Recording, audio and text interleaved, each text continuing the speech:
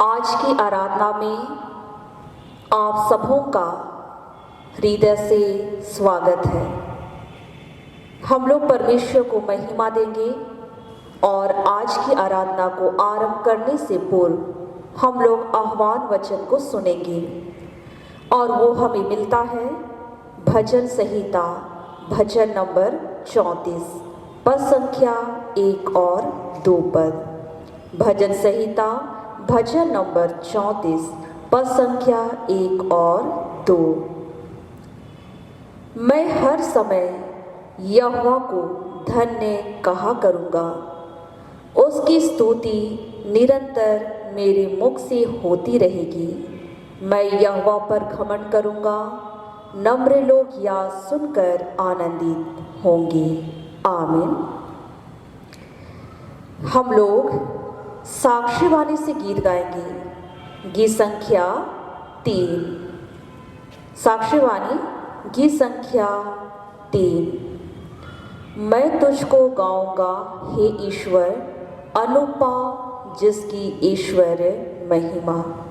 साक्षीवाणी गीत संख्या 3। Anupa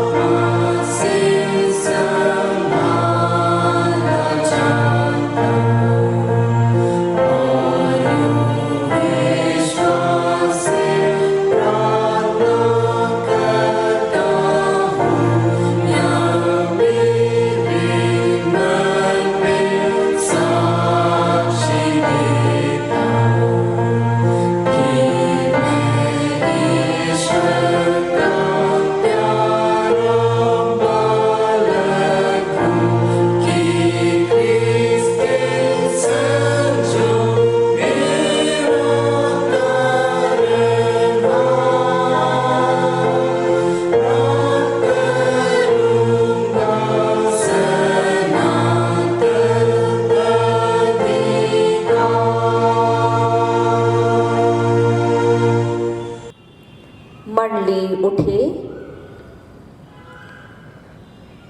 परमेश्वर पिता और पुत्र और पवित्र आत्मा के नाम से आमीन। हमारी सहायता ईश्वर के नाम से है, जिसने स्वर्ग और पृथ्वी को सृजा।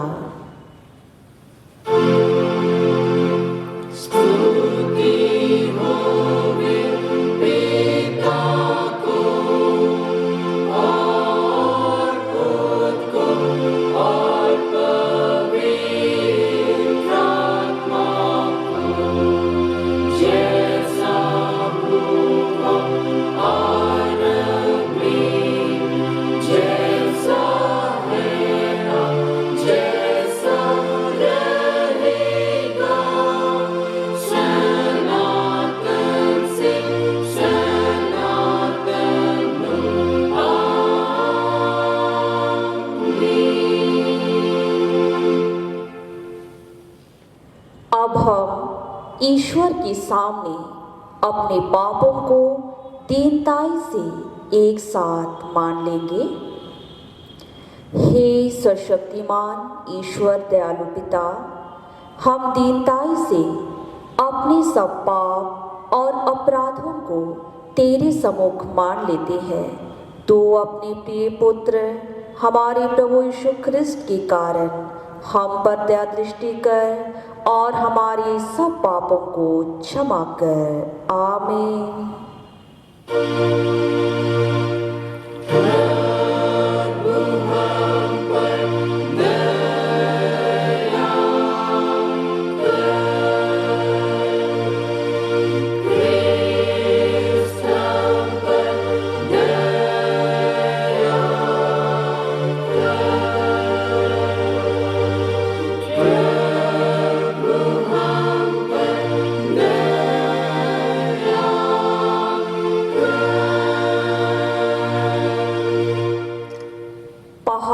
सरक जाएंगे और पहाड़ियाँ हिल जाएगी, पर मेरी दया तेरे पास से न सरकेगी और न मेरी कुशल की वाचा हिलेगी।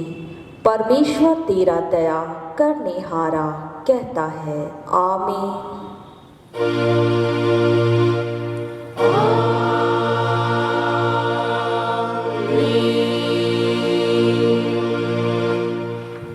मंडली उठे। सबसे ऊंचे स्थान में ईश्वर का गुणानुवाद हो।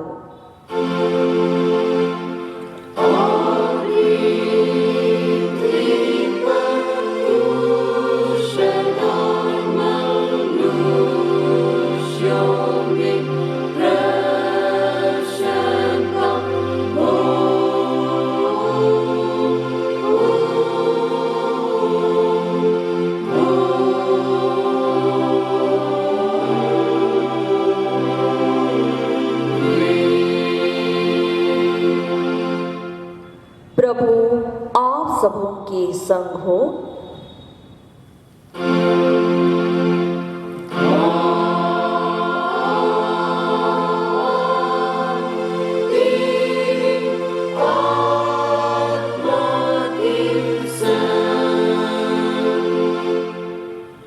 आइए हम प्रार्थना करें।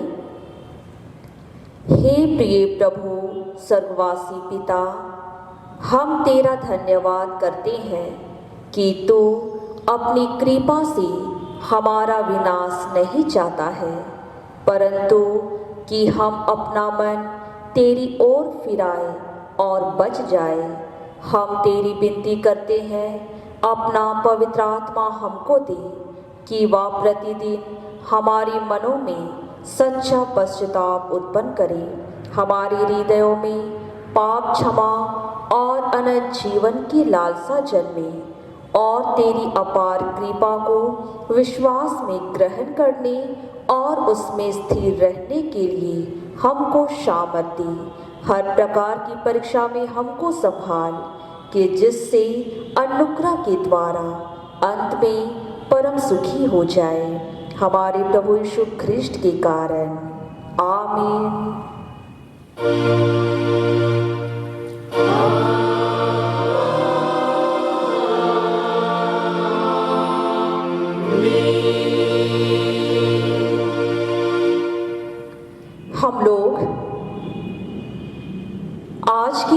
पवित्र दिन में परमेश्वर का वचन को हम लोग पहले पाठ वचन के रूप में सुनेंगे और वो हमें मिलता है लूका रची सुसमाचार, लूका रची सुसमाचार अध्याय 9 पद संख्या 18 से आगे 26 पद तक। लूका 9:18 से 26। परमेश्वर का वचन लूका 9:18 से 26 में यूं कहता है, जब वह एकांत में प्रार्थना कर रहा था और चेले उसके साथ थे, तो उसने उनसे पूछा, लोग मुझे क्या कहते हैं?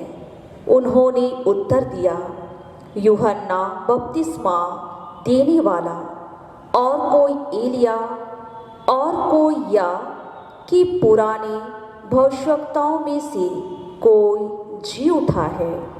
उसने उनसे पूछा, परंतु तुम मुझे क्या कहते हो? पतरस ने उत्तर दिया, परमेश्वर का मसीह।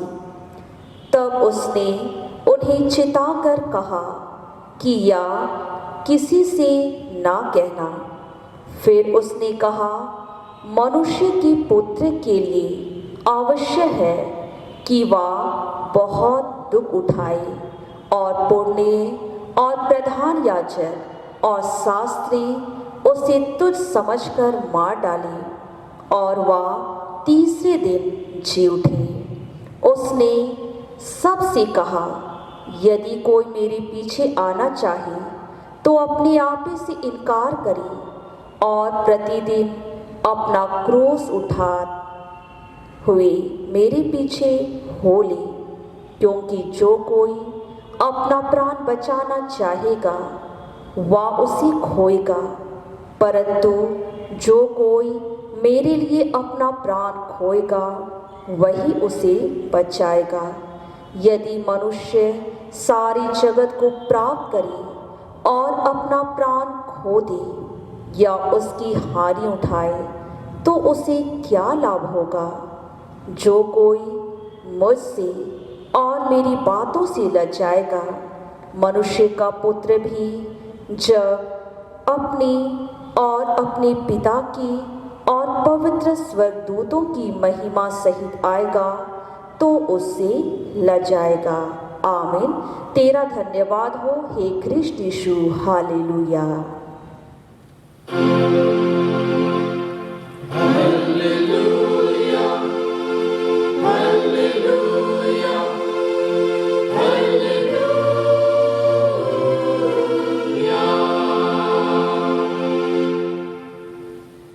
अब हम समस्त क्रिश्चियानी कलीसिया के संग अपना महापवित्र विश्वास मान लेकर यूं कहे, मैं विश्वास करती हूँ परमेश्वर पिता पर जो स्वर्ग और पृथ्वी का सशक्तिमान सृजनहार है, और उसके इकलौते पुत्र अपने प्रभु यीशु ख्रिस्त पर जो पवित्र आत्मा से गर्भ में आया, कुंवारी मरियम से उत्पन्न हुआ, पांतुस पिलातुस की आज्ञा से दुख उठाया, क्रूस पर चढ़ाया गया, मर गया और गाड़ा गया, पाताल में उतरा, तीसरे दिन मृतकों में से जी उठा, स्वर्ग पर चढ़ गया और परमेश्वर सर्वशक्तिमान पिता की दाहिने हाथ बैठा है, जहाँ से वह जीतों और मृतकों का विचार करने को फिर आएगा।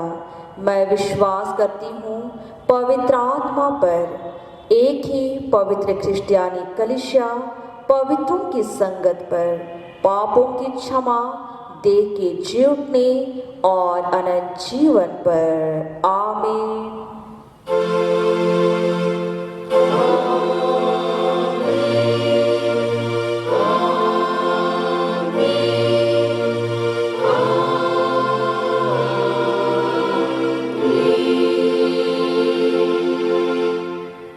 मंडली बैठ जाए।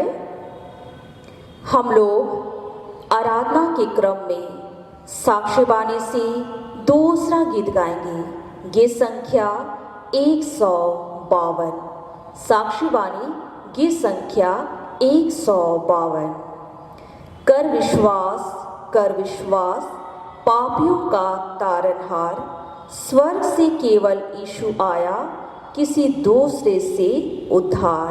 साक्षीवाणी गीत संख्या 152।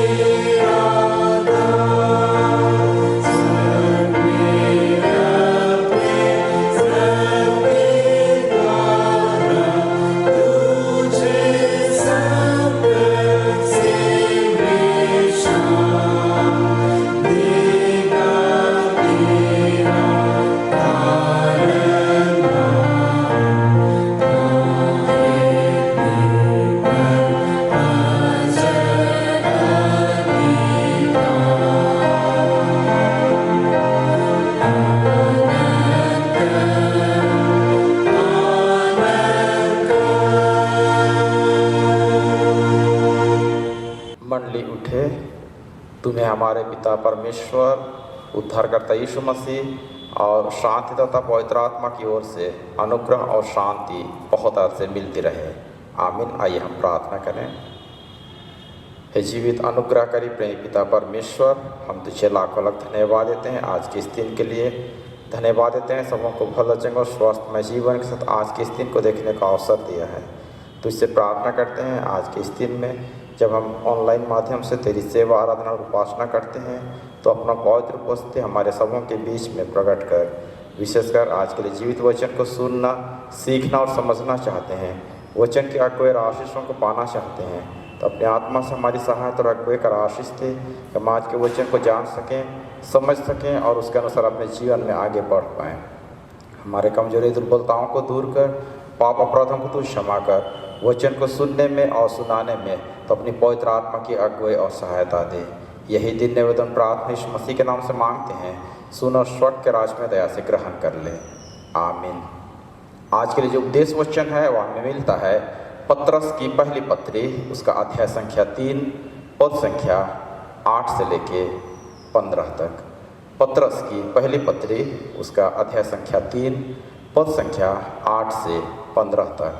The first letter of saint Peter chapter 3 verses 8 up to 15। इसमें परमेश्वर का जीवित वचन इस प्रकार लिखा हुआ है। शीर्षक है भलाई करने के कारण सताओ।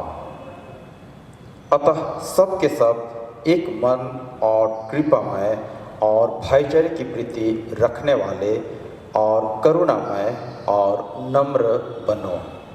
बुराई के बदले बुराई मत करो और ना गाली के बदले गाली दो, पर इसके विपरीत आशीष ही दो, क्योंकि तुम आशीष के वारिस होने के लिए बुलाए गए हो। क्योंकि जो कोई जीवन की इच्छा रखता है और अच्छे दिन देखना चाहता है, वह अपनी जीभ को बुराई से और अपने होठों को छल की बातें करने से रोके रहे। वह बुराई का साथ छोड़े और भलाई ही करे। वह मेल मिलाप को ढूंढे और उसके यत्न में रहे, क्योंकि प्रभु की आँखें धर्मियों पर लगी रहती हैं और उसके कान उनकी विनती की ओर लगे रहते हैं, परंतु प्रभु बुराई करने वालों के विमुख रहता है। यदि तुम भलाई करने के लिए उत्तेजित रहो तो तुम्हारी बुराई करने वाला फिर कौन है? यदि तुम धर्म के कारण दुख भी उठाओ तो धन्य हो, पर लोगों के डराने से मत डरो और न घबराओ, पर मसीह को प्रभु जानकर अपने अपने मन में पवित्र समझो। जो कोई तुमसे तुम्हारी आशा के विषय में कुछ पूछे, उसे उत्तर देने के लिए सर्वदा तैयार रहो, पर नम्रता और भय के साथ। आमीन। मंडली बैठ जाएगी। प्रभु यीशु ख्रीस्त में वचन के सुनने वाले माता पिता, भाई बहन और बच्चे, मसीह जीवन और सताहट ये मानो जन्म जन्म का साथ है। जहाँ मसीह जीवन है वहाँ सताहट भी है, और मसीह जीवन को सताहट ही एक अच्छा मार्गदर्शन देता है। विश्वास में दृढ़ और मजबूत होने के लिए सताहट बहुत ज़रूरी होता है। और ये सताहट अगर हमारे मसीह जीवन में नहीं है तो कभी कभी हम लोग निष्क्रिय हो जाते हैं, हम लोग एक्टिव नहीं होते हैं, और जिसके कारण जो प्रतिफल हमें मिलना चाहिए उस प्रतिफल से हम लोग वंचित भी हो सकते हैं। इसलिए जब सताहट हमारे जीवन में आती है तो हम लोग सक्रिय होकर विश्वास में दृढ़ और मजबूत होकर आगे बढ़ते हैं, और उस प्रतिफल जो अनंत जीवन हमारे लिए रखा गया है उस ओर हम लोग विश्वास के साथ, दृढ़ता के साथ और मजबूती के साथ आगे बढ़ते हैं। इसलिए हम लोग प्रभु यीशु मसीह का जो धन्य वचन है, जिसको हम लोग मत्ती 5 उसका पद 10 में ही देखते हैं, जहाँ यीशु मसीह ने इस प्रकार कहा, धन्य है वे जो धार्मिकता के कारण सताए जाते हैं, क्योंकि स्वर्ग का राज्य उन्हीं का है।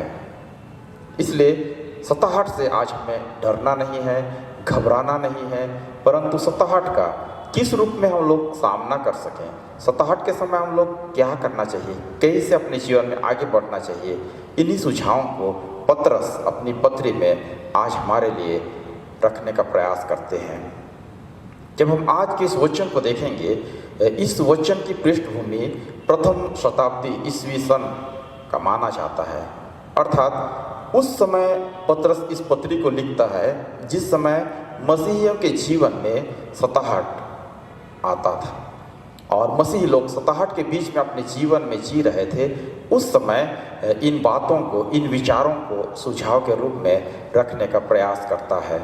हम लोग इतिहास में देखेंगे तो जो रोमी सम्राट डोमिशियन, जिसका समय काल लगभग 81 से 96 ईस्वी सन माना जाता है, उसके बाद में सताहट आई। उसके समय काल तक सताहट नहीं के बराबर था।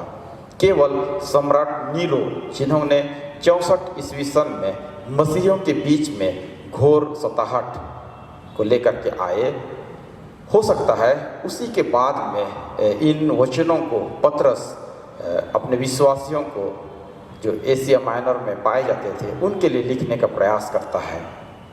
इसमें हम लोग देखेंगे कि 3 विचारों को पतरस लिखने का प्रयास करता है। जो पहला विचार है कि मसीहियों को मसीह के आदर्श का अनुसरण करना बहुत ज़रूरी है। दूसरा विचार है अच्छा जीवन जीने के लिए उन्हें प्रोत्साहित करने की आवश्यकता है। और तीसरा विचार है कि मसीहियों को सताव की अपेक्षा करने की आवश्यकता है, अर्थात मसीहियों के जीवन में सताहट आएंगी, इस बात को अपेक्षा करना है, इस बात को इंतज़ार करते हुए आगे बढ़ना बहुत ही ज़रूरी है। जब हम लोग आज के इस वचन को देखेंगे, पहला पतरस अध्याय 3 पद संख्या 8 से 15 में, इसमें हम लोग शीर्षक को ही देखेंगे कि भलाई करने के कारण सताव। आइए हम इस वचन को 3 भागों में समझने का प्रयास करेंगे। पहला भाग में हम लोग देखेंगे पद 8 और 9 में, सभी मसीहियों के साथ एक मन होकर जीना, living in harmony with other Christians. पतरस के अनुसार एकता और अखंडता को कलीसिया के अंदर मसीही सहभागिता के लिए शामिल करना बहुत ही जरूरी है। अगर हम आत्मा में होकर जीवन में आगे बढ़ते हैं, अर्थात आत्मा के फलों को हमारे जीवन में देखना चाहते हैं, तो यह बहुत ही चुनौतीपूर्ण है। परंतु जब हम प्रेम से तथा भाईचारे की प्रीति के साथ कलीसिया में बने रहते हैं तो सब कुछ संभव हो सकता है। पतरस के सुझावों को ध्यान में रखते हुए हम लोग निम्नलिखित 7 बातों को देखने का प्रयास करते हैं। पहला बात है सब के सब एक मन, अंग्रेजी में हार्मोनी। इसका मतलब यह नहीं है कि हम लोग सभी बातों में सहमत हों। हमारे बीच कम महत्वपूर्ण बातों के लिए कभी कभी सहमति भी हो सकती है, कभी कभी असहमति भी हो सकती है, परंतु प्रभु के कार्यों के लिए हमें सभी को एक मन का होना जरूरी है, एक विचार के साथ आगे आना जरूरी है और एकता, संगति और सहभागिता के साथ काम करते हुए आगे बढ़ना बहुत ही जरूरी है। दूसरी बात है कृपामय, अंग्रेजी में सिंपैथेटिक। इस शब्द का सही अनुवाद है समदुखी होना, अर्थात हमारे भाई बंधुओं के समान अनुभव करना। वे जिस रूप में अनुभव कर रहे हैं उसी रूप में हमें भी अनुभव करने की आवश्यकता है। इसी को गलाती 6 उसका 2 में कहा गया है, तुम एक दूसरे का भार उठाओ और इस प्रकार मसीह की व्यवस्था को पूरी करो। कृपामय कहने से स्वार्थी और आत्म केंद्रित जीवन के विपरीत एक सामान्य जीवन जिसमें हम लोग सबों के प्रति समान अनुभूति और समान दुख, तकलीफ और समस्या को झेलते हुए आगे बढ़ने का जीवन। तीसरा विचार इसमें देखेंगे भाईचारे की प्रीति रखने वाले, अंग्रेजी में affectionate as brothers and sisters. यहाँ पर पतरस अपने संगे भाई बहनों के बराबर एक दूसरे के प्रति भाईचारे की प्रीति रखने के लिए प्रोत्साहित करते हैं, अर्थात हम मसीह में एक हैं और हम एक ही परिवार के सदस्य हैं और परमेश्वर हमारा पिता है, यीशु मसीह हमारा भाई है। ये विचारधारा हमारे मन में होना चाहिए, तभी हम एक दूसरे के प्रति भाईचारे की प्रीति रख सकते हैं।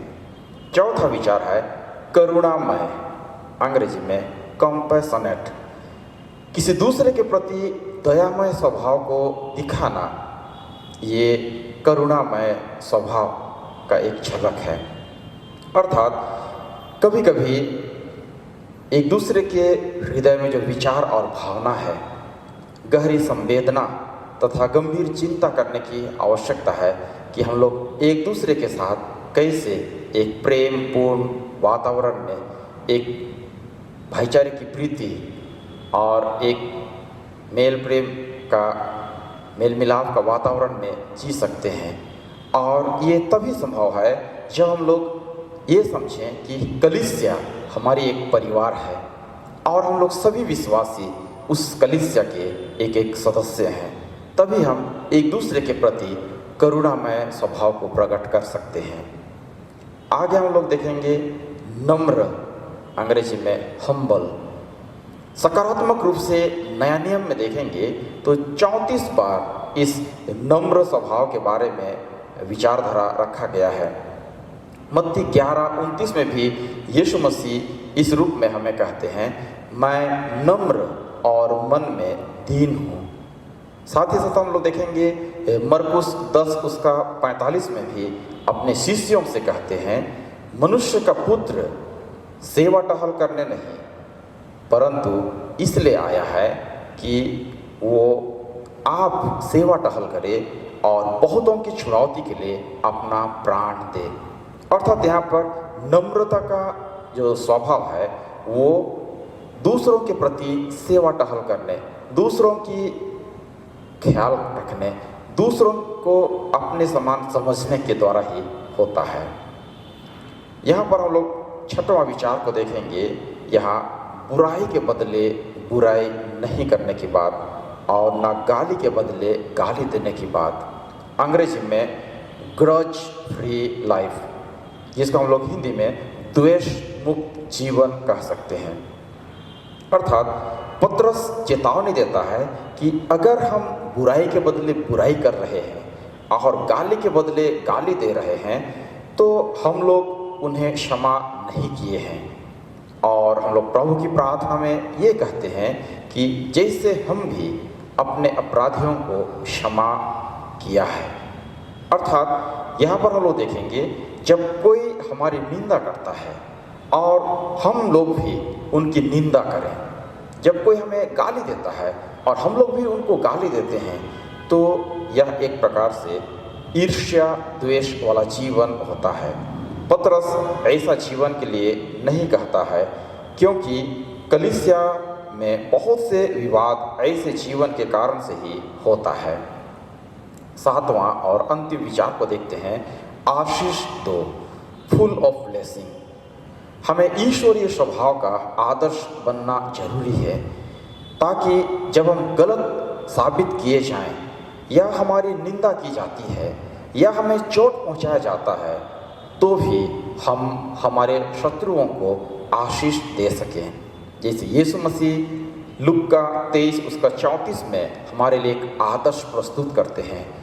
वहाँ हम लोग देखते हैं यीशु मसीह ने क्रूस पर से जो प्रथम वचन उच्चारण किए वो ये कहते हैं, पिता इन्हें क्षमा कर क्योंकि वे नहीं जानते कि क्या करते हैं। यहाँ पर हम लोग देखेंगे यीशु मसीह उनके सताने वालों को जो उन्हें क्रूस पर चढ़ा रहे हैं उनको भी आशीष दे रहे हैं। अतः बुराई के बदले बुराई नहीं करना है, न गाली के बदले गाली देना है, परंतु आशीष देकर सबों के लिए आदर्श बन जाना है। दूसरा भाग में हम लोग देखेंगे पद 10 से 12 में, यहाँ दुनिया में धार्मिकता का जीवन जीना, living righteous lifes in the world. पतरस यहाँ पर भजन 34 उसका 12 से 16 पदों को उद्धृत करते हुए कहता है कि हमारा जीवन में देखेंगे तो जीव वो बुराई करने वाला एक एजेंट है। अतः हमें जीव को बुराई करने से रोकना है। कभी कभी हम लोग जब दबाव में रहते हैं उस समय हम लोग बुराई करते हैं। दबाव में रहते हैं तो क्या होता है कि हम शिकायत करते हैं, हम आरोप लगाते हैं तथा कभी कभी संदेह करते हैं। परंतु आत्मा में होकर अगर हमारा जीवन व्यतीत होता है तो वो आशीष का एक साधन बन जाता है। जब हमारी परीक्षा होती है कभी कभी हम पूरी चेतना के साथ और कभी कभी जानबूझकर बुराई से विमुख होते हैं और भलाई को ढूंढने का प्रयास करते हैं। दूसरी ओर धार्मिकता का जीवन निष्क्रिय नहीं है, बल्कि यह एक निर्णय होता है। अर्थात इसमें हम 3 बातों को देखते हैं। जो धार्मिकता का जीवन है उसमें 3 बातों को देखते हैं। पहला है बुराई का साथ छोड़ना, अंग्रेजी में टर्न। हम लोगों को बुराई का साथ छोड़ना है और अच्छाई और भलाई की ओर मुड़ना है या जुड़ जाना है। दूसरा है मेल मिलाप को ढूंढना, सीख। हमें द्वेष भावना नहीं, ईर्ष्या भावना नहीं, मनमुटाव नहीं, परंतु एक दूसरे के साथ मेल मिलाप को ढूंढने की आवश्यकता है। एकता, संगति और सहभागिता में जीवन जीने के लिए प्रयास करने की आवश्यकता है। तीसरा विचार यहाँ पर देखेंगे, उसके यत्न में रहना, अर्थात परस्यू। जो अच्छी बातें हैं उसके यत्न में हमें लगे रहने की आवश्यकता है। निरंतर अच्छाई और भलाई का पीछा करने की आवश्यकता है। अगर ऐसा करते हैं तो हमारा जीवन एक धार्मिकता का जीवन होता है। पतरस के समय मसीह जीवन एक संघर्ष था तथा कभी कभी सताहट को लाता था। आज भी वही स्थिति है। अतः मसीह जीवन में बुराई के प्रति साहस और धैर्य का होना बहुत ही जरूरी है। तीसरा भाग में हम लोग देखेंगे पद 13 से 15 में, यहाँ सताहट के बीच में साहस भरा जीवन जीना, living a courageous life in the midst of suffering. अंत में पतरस धार्मिकता का जीवन के लिए आह्वान करते हैं, क्योंकि बहुधा मसीही लोग समझौता वाला जीवन जीते हैं और यीशु मसीह का अनादर करते हैं। वास्तव में अगर हम अच्छा काम करते हैं तो पतरस का तर्क है कि हम बुराई से बच जाते हैं, ना कि समझौता करने से। अतः पतरस का सुझाव को अगर हम देखेंगे, यहाँ कहता है हम भलाई करने के लिए उत्तेजित रहें। ग्रीक शब्द जेलोतेस कहने से किसी व्यक्ति का कोई ना कोई पक्ष या कारण को लेकर उत्साही बना रहना। यहाँ पर ध्यान देने वाली बात यह है कि जब हम अच्छा काम करके दुख उठाते हैं तो भी ईश्वर हमें आशीष देते हैं। जैसे मत्ती 5:12 में हमें मिलता है, तब आनंदित और मगन होना, क्योंकि तुम्हारे लिए स्वर्ग में बड़ा प्रतिफल है। यशायाह 8:11 से 14 में भी मसीहियों के लिए सताहट के बीच में प्रोत्साहन की बातों को देखते हैं। विशेषकर पद 12 में यहाँ लिखा हुआ है, जिस बात को ये लोग राजद्रोह कहें उसको तुम राजद्रोह न कहना, और जिस बात से डरते हैं उससे तुम न डरना और न भय खाना। लोग अपने शत्रुओं के हाथ से मरने के लिए अक्सर डरते हैं, परंतु ऐसे ही समय में भी हमें नहीं डरना चाहिए। पतरस भी भयभीत नहीं होने या धमकाए नहीं जाने के बारे में यहाँ कहते हैं, बल्कि प्रभु का भय मानने के द्वारा हम परमेश्वर के प्रेम में दृढ़ और मजबूत होते हैं। इसलिए यहाँ पर हमें यीशु मसीह पर विश्वास और भरोसा रखने की आवश्यकता है। तो क्या हम ऐसे ही जीते हैं? जब हम आज के इस उपदेश वचन को सुनते हैं, आज का वचन हमें क्या सिखाती है? आज हमारी मसीह नैतिकता क्या होनी चाहिए? आज हमारा व्यक्तिगत जीवन कैसा होना चाहिए? यीशु मसीह का आदर्श को अगर हम लोग देखेंगे, यीशु मसीह का जीवन को अनुसरण करना चाहेंगे, यीशु मसीह का जीवन हमारे लिए एक बहुत ही अच्छा नमूना और आदर्श है। लुक्का 9:18 से 26 का जो वचन है उसमें हम लोग देखेंगे यीशु मसीह पूरे मानव जगत के लिए अच्छाई और भलाई का काम किए, परंतु उसके बदले में हम लोग देखते हैं कि वही लोग उसको दुख तकलीफ दिए, सताए, यहाँ तक कि क्रूस पर चढ़ाकर उसको मार डालेंगे। ये भविष्यवाणी यीशु मसीह करते हैं। अर्थात अच्छाई के बदले बुराई या अच्छे कामों के लिए मृत्युदंड ये मसीह जीवन का एक निष्कर्ष को भी हम लोग देखते हैं। आज हमें भी अच्छाई के बदले दुख, विपत्ति और सताहट आने की उम्मीद है, क्योंकि हमारा यीशु मसीह खुद अच्छा काम किए, परंतु उनके जीवन में दुख, विपत्ति और सताहट, यहाँ तक कि मृत्यु भी आई। इसलिए आज हमें भी अच्छाई के बदले मृत्यु का सामना भी कर सकता है, परंतु उससे हमें पीछे हटने की आवश्यकता नहीं है, क्योंकि यीशु मसीह हमारे लिए यही एक आदर्श प्रस्तुत किए हैं। दूसरा तिमोथी 2 उसका पद 3 में देखेंगे, मसीह यीशु के अच्छे योद्धा के समान मेरे साथ दुख उठा।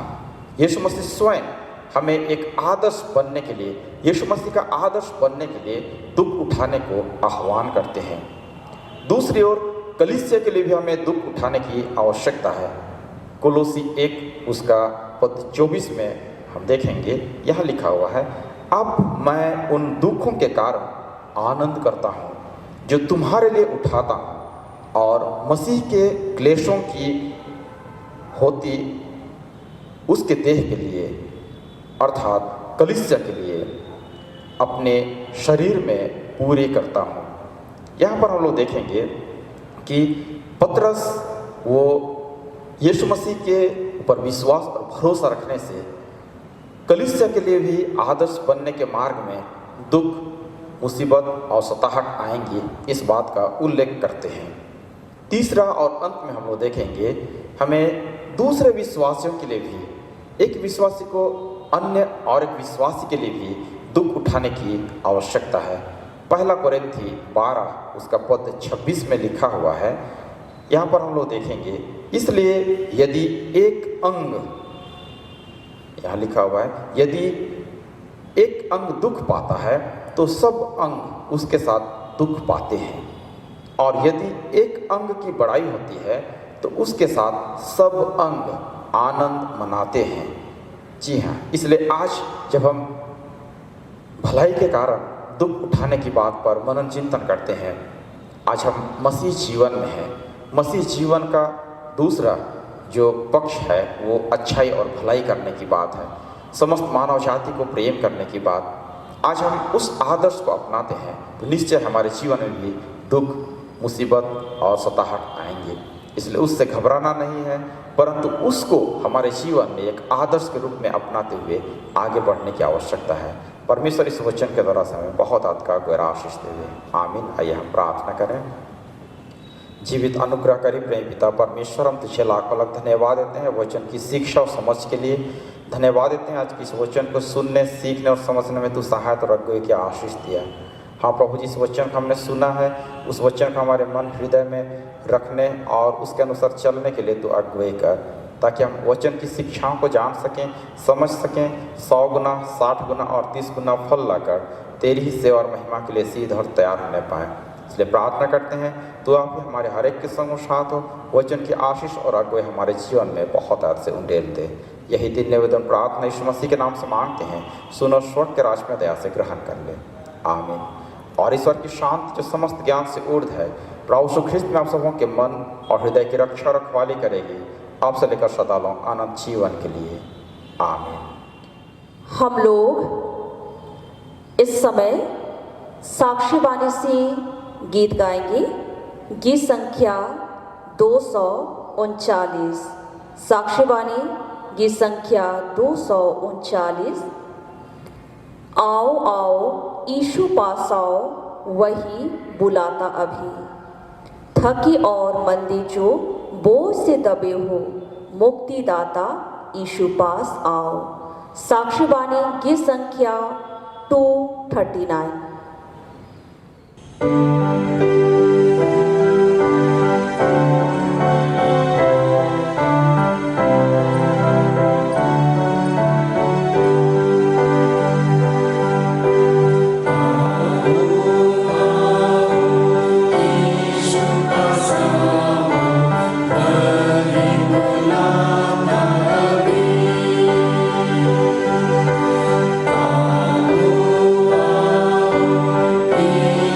Pass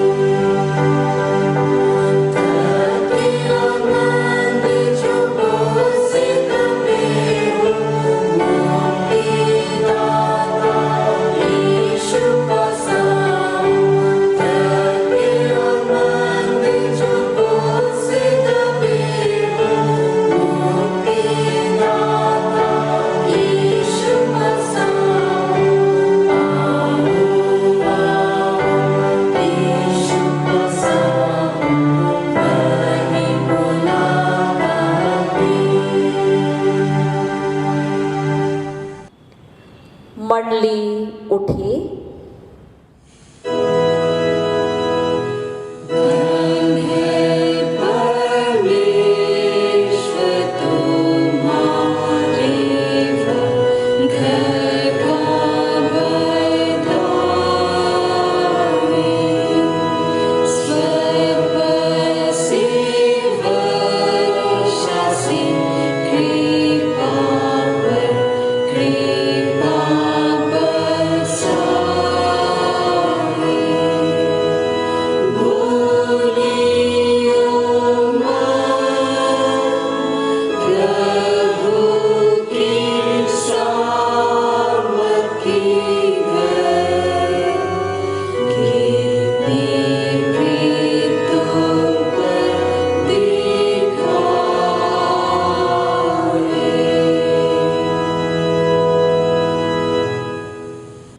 आइए हम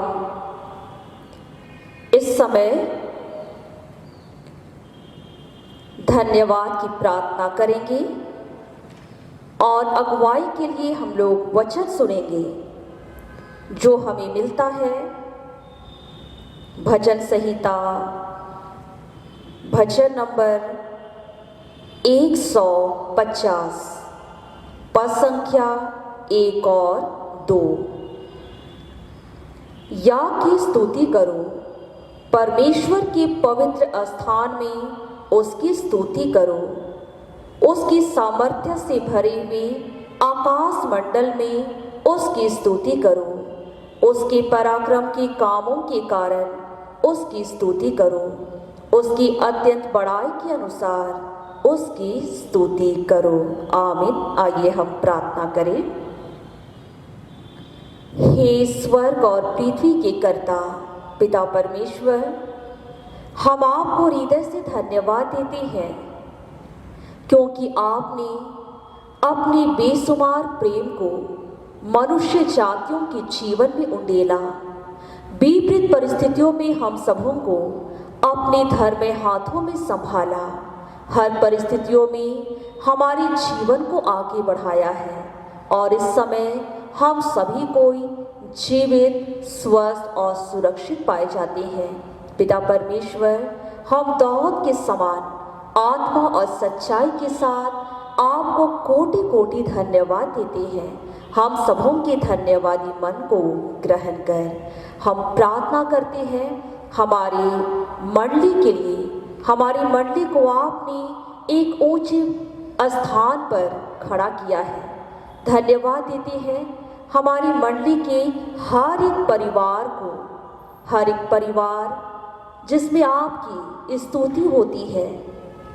आशीष दीजिए कि हर एक परिवार के लोग आपके प्रेम में बने रहे, आपके भय में बने रहे, आपकी स्तुति और महिमा कर सके, आत्मिक जीवन में आगे बढ़ सके, ताकि हम परिवार होकर अपने मुख से आपको धन्यवाद दे पाए। पिता परमेश्वर, इस समय हर एक बुजुर्ग माता पिता, हर एक जवान भाई बहन, हर एक बच्चों, हर एक लोगों को नाम ले लेकर आपके हाथ में अर्पित करते हैं, क्योंकि आपने इस जीवन की यात्रा में हर परिस्थितियों के बीच में हमारी सहायता किया। हर एक लोगों पर अपनी आशीष को उंडेल, अपने अनुग्रह के तले हर एक लोगों को जीवित रख, हर एक लोगों को अपने मार्ग पर अग्रसर कर, पाप और बुराई से बचा कर रख, नाना प्रकार की बीमारी से, मृत्यु से हर एक लोगों को तू बचा ले, ताकि हम सभी मिलकर आपके वचन पर विश्वास कर सके, हमारा जीवन कोरोना से बचाया जा सके, क्योंकि आपने अपने वचन में कहा है भजन संहिता 91 का 3 पद में कि मैं तुम्हें बहेड़िए के जाल से और महामारी से बचाऊंगा। उसी प्रकार से हर एक लोगों को हम आपके हाथ में अर्पित करते हैं। आप हर एक लोगों की सहायता कर, अगुवाई कर और उनकी मांगने से पूर्व हर एक घटी कमी आवश्यकता को आप अपने स्वर्गीय भंडार से पूरा कर, ताकि वो आनंद करें और अपने मुख के द्वारा धन्यवाद दे पाए। पिता परमेश्वर, इस समय जबकि हम लोग जीवित हैं, ऐसे बहुत सारे लोग जो आज के समय को नहीं देख पाए, मृत्यु को अपने जीवन में देख पाते हैं। हर एक शोकित परिवार को आपके हाथ में सौंपते हैं, जिन्होंने इस समय अपने प्रियजनों को खोया है और आज वो प्रभु पर विश्वास करते हैं। आज कोरोना वायरस के कारण आज गिरजाघर बंद है। लोग अपने अपने घरों में होकर परमेश्वर को धन्यवाद देते हैं उस शोकित परिवार पर, जिस पर आज प्रभु ने अपनी महिमा के लिए उस परिवार से प्रेम किया और समय की परिपूर्णता में हर एक परिवार से जो भाई और बहन मृत्यु के द्वारा परमेश्वर के राज्य में पहुंचाए गए हैं, हर एक लोगों पर तो आशीष दे, उन्हें हिम्मत और हौसला दे, ताकि सभी शोकित परिवार आपके पवित्र नाम को उच्चार कर कह सके कि परमेश्वर ने दिया, परमेश्वर ने लिया, परमेश्वर का नाम धन्य है।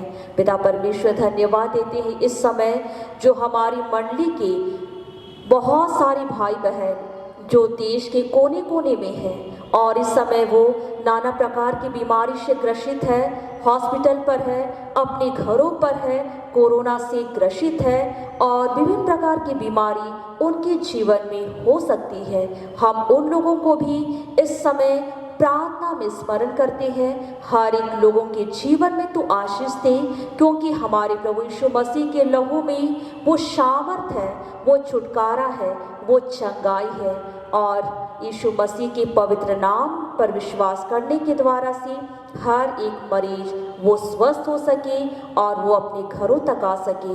हर एक डॉक्टरों की अगुवाई कर, नर्सेस की अगुवाई कर, जितने भी स्वास्थ्यकर्मी हैं उनकी सहायता कर, ताकि सबों के योगदान से हर एक मरीज ठीक होकर अपने अपने घरों पर वापस आ सके। पिता परमेश्वर, हम इस समय प्रार्थना करते हैं कि जब हमारे बीच में विपरीत परिस्थितियों को हम लोग देखने पाते हैं और इस समय जब बहुत सारे लोग निस्वार्थ सेवा में दिन रात जुटे हुए हैं, हर एक लोगों को भी हम आपके हाथ में सौंपते हैं। डॉक्टर, नर्सेस, स्वास्थ्यकर्मी, पुलिसकर्मी, हर एक लोगों को अपने धर्म हाथों में संभाल, उन्हें दृढ़ता के साथ, निश्चयता के साथ आगे बढ़ा और उन्हें बल शक्ति सामर्थ्य दे, ताकि वो अच्छी तरह से लोगों के बीच में अपना योगदान और सेवा को दे सके और उनके योगदान के द्वारा हम पूरे भारत के लोग, पूरे राज्य के लोग, पूरे विश्व के लोग, हम लोग सुरक्षित पाए जा सके। पिता परमेश्वर, हम इस समय धन्यवाद देते हैं वेदी पर रखे हुए जितने भी दान हैं और इस समय ऑनलाइन चर्च सर्विस के द्वारा जितने भी भाई बहनों ने इस समय दान को एकत्रित किया है, इन दानों पर भी तो आशीष दे, इन दानों को भी तो ग्रहण कर। जिस भंडार से निकाला गया है उस भंडार को भी तो 100 गुना प्रतिफल दे, ताकि कोई भी घटी और कमी ना हो पाए और इन भेंटों के द्वारा, इन दानों के द्वारा हमारी मंडली और कलिसिया के बहुत सारे काम हो सके और हमारा कलिसिया अच्छी तरह से आगे बढ़ने वाले हो पाए। पिता परमेश्वर, इस समय हर प्रकार की प्रार्थना निवेदनों को हम आपके पवित्र हाथ में अर्पित करते हैं और इस समय हमारी सहायता कर कि जब हम लोग जीवन में आगे बढ़ते हैं तो हमारे जीवन में बीमारी आ सकती है, दुर्घटना आ सकती है, महामारियाँ आ सकती है, लेकिन तू हमें अपने वचन से संभाल, हमारी सहायता कर, हमारी अगुवाई कर, ताकि हम सिर्फ और सिर्फ परमेश्वर के वचन पर विश्वास कर सके। और परमेश्वर ने हम सबों को जो वचन रूपी हथियार दिया है, इस वचन रूपी हथियार से हम शैतान के डंक को कुचल डालें और विजय प्राप्त करते हुए जीवन के मार्ग पर आगे बढ़ने वाले हो पाए। हम धन्यवाद देते हैं इस समय जो कि आपने हर भाई बहनों को स्वस्थ रखा है, आगे भी रख, ताकि उसके द्वारा भी हम अपने मुख से आपको धन्यवाद दे पाए। जाने अनजाने मन, वचन या कर्म के द्वारा हम लोग जितने भी पाप दोष अपराध किए हैं, सारे अपराधों को हम मानते हैं और यह दीन निवेदन प्रार्थना आपके इकलौते पुत्र हमारे प्रभु के नाम से मांगते हैं। सुन और स्वर्ग के राज में ग्रहण कर ले। आमीन।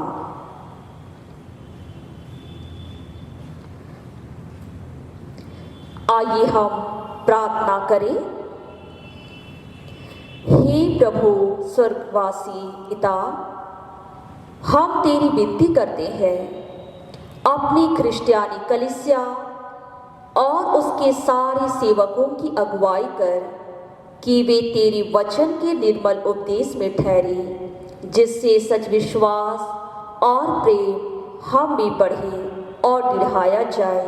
हे प्रभु, भारत रिपब्लिक के हमारे प्रेसिडेंट, इस प्रांत के गवर्नर, राज के सभाओं ओ मंत्रिमंडलों, सब न्यायों ओ हकीमों और सब राज कर्मचारियों को आशीष दे और उनकी अगुवाई कर कि वे न्याय और धर्म से देश की सेवा करें और हम कुशल चैन से सारी भक्ति और गंभीरता से काल बिताएं।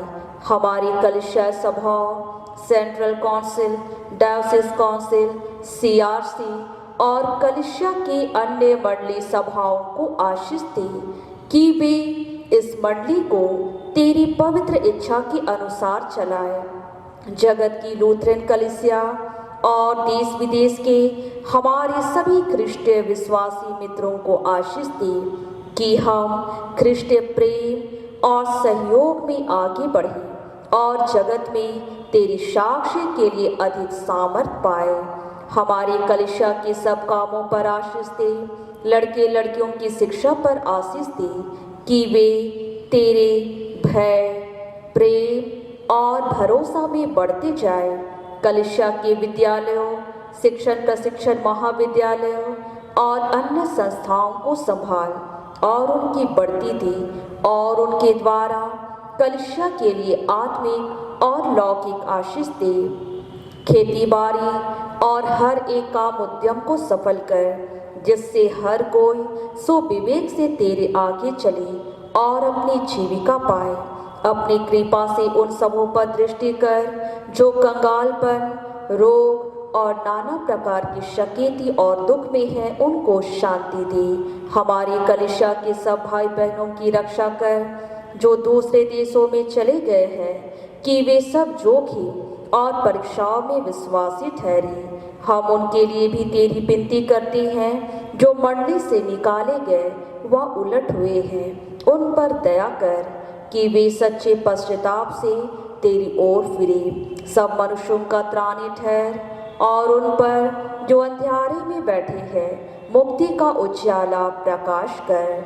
हमको आपश्तापी मृत्यु से बचा और अंत में अपने प्रिय पुत्र हमारे प्रभु यीशु ख्रिस्ट के द्वारा स्वर्ग राज में ग्रहण कर।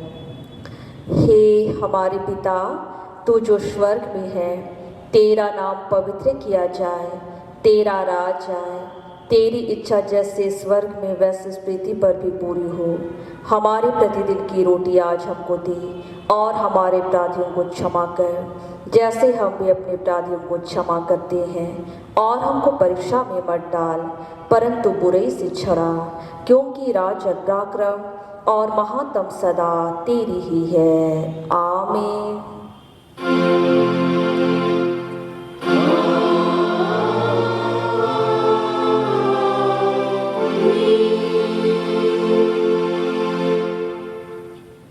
अब त्रिएक सर्वशक्तिमान ईश्वर का आशीर्वाद विश्वासी और दीन मन से आप सभी को ग्रहण करेंगे। परमेश्वर तुझे आशीष दे और तेरी रक्षा करे। परमेश्वर अपना मुख तुझ पर प्रकाश करे और तुझ पर अनुग्रह करे। परमेश्वर अपना मुख तुझ पर प्रकाश करे और तुझे कुशल देवे। आमीन।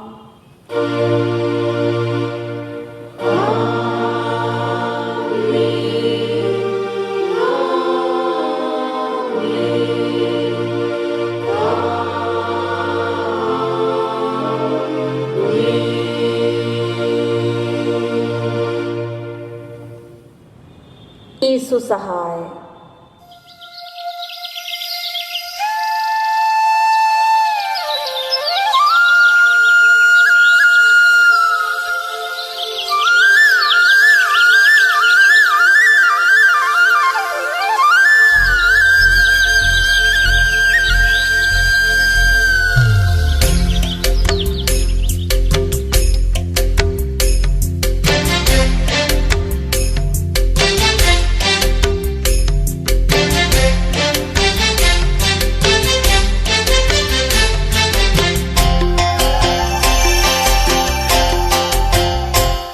पहाड़ों की तरफ नजर उठाऊंगा, पहाड़ों की तरफ नजर उठाऊंगा, पहाड़ों की तरफ नजर उठाऊंगा, पहाड़ों की तरफ नजर उठाऊंगा। मेरी सहायता कहाँ से आएगी, मेरी सहायता कहाँ से आएगी। जिसने आसमान और जमीन बनाई है, उसी खुदा को मैंने मददगार पाया है। मदद वहीं से मैं तो पाऊंगा,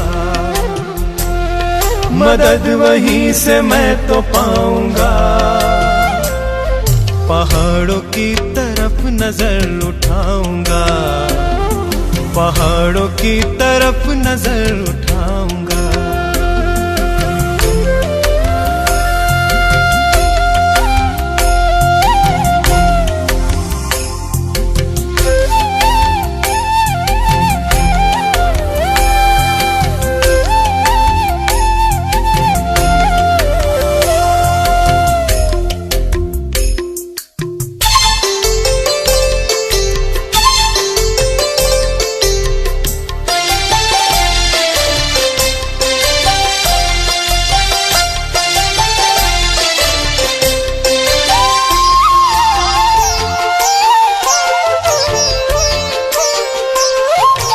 फिसलने न देगा तेरे पाँव को कभी, ऊँघने का नहीं मुहाफिज तेरा कभी।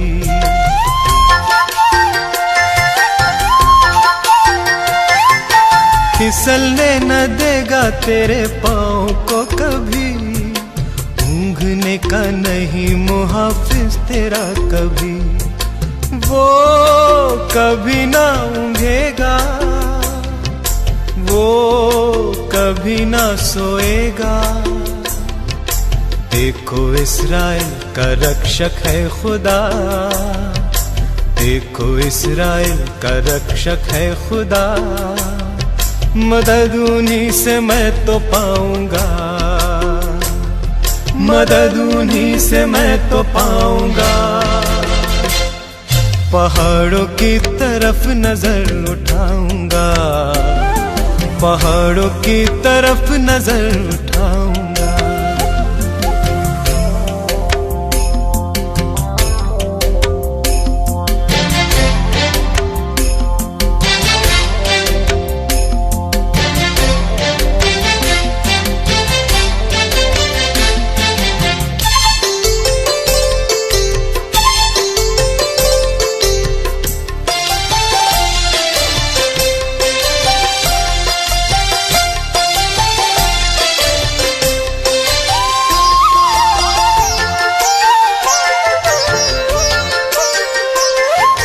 सुन ले मुहाफिज तेरा प्रभु यहोवा है, तेरे दाहिने हाथ पे तेरा साहिबान है।